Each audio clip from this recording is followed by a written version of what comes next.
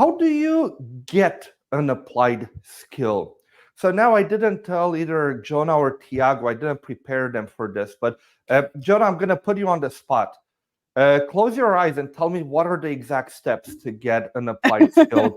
Describe us the Microsoft Learn screen.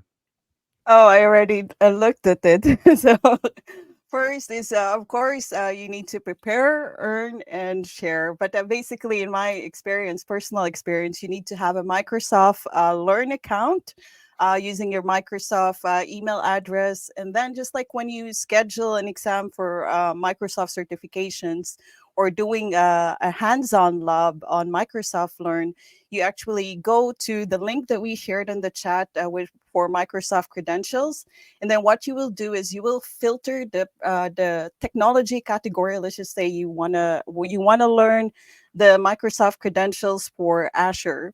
So you're gonna filter it, or you can also filter by roles, your level, as well as the subject areas that you want to learn: security, application development, and then you look for something that's suitable for you, what you want to learn, and something that applies in your current project. And then when you pass the lab or the exam for the applied skills, don't be afraid, and be brave to share it on your LinkedIn for profiles and even your social media.